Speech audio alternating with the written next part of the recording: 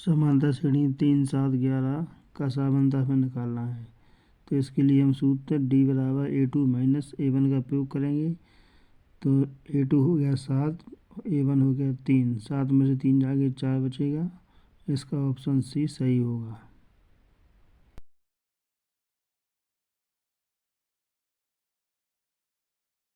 Question number दूसरा, समांतर श्रेणी 2, 5, 8, 11 का 10वां पद क्या होगा। इसको हमने सॉल्व करके स्क्रीन पर दिखाया है। इसके ऑप्शन है A 26, B 27, C 28, D 29। इसका जो सही हल करने पर आंसर आया है वो डी नंबर है, ऑप्शन 29।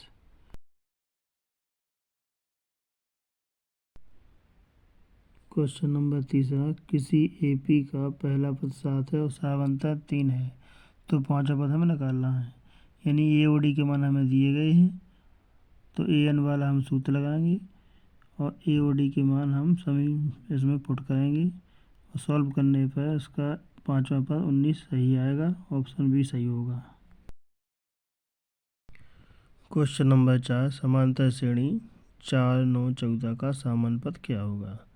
तो इसका समांतर हमने निकाला है D बराबर A2 माइनस A1 यानी कि 5 आया है। इसके बाद मैंने TN यानी AN वाला सूत्र लगाया है। इसको हल करने पर जो उत्तर मिला है वो 4 plus N minus 1 into D यानी ऑप्शन ए सही है। यदि समझ नहीं आ रहा है तो कमेंट करें। क्वेश्चन नंबर 5, यदि किसी AP में A बराबर 2 D बराबर 3 हो तो T8 का मान क्या होगा। इसके ऑप्शन है A 20, B 21, C 22, D 23। आप लोग देख लीजिए, मैंने सॉल्व करके दिखाया है। इसका सही आंसर ऑप्शन डी होगा, यानी 23 सही है।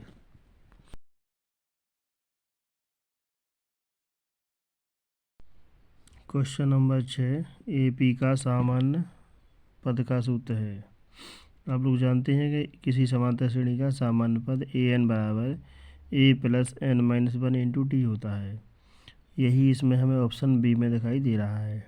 इसका ऑप्शन बी सही होगा।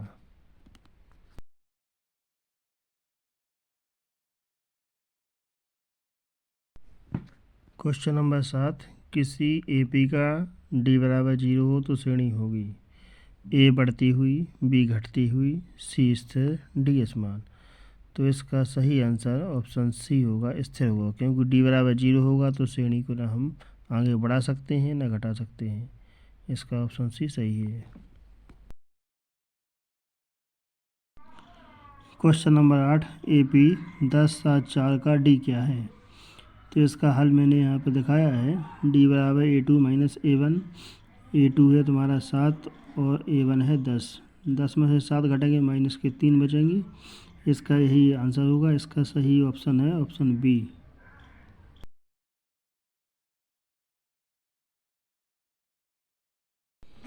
क्वेश्चन नंबर 9, एक AP दी गई है 2, 4, 6, इसके 10 पदों का योग हमें निकालना है। तो इसमें पहले हम D का मान निकालेंगे।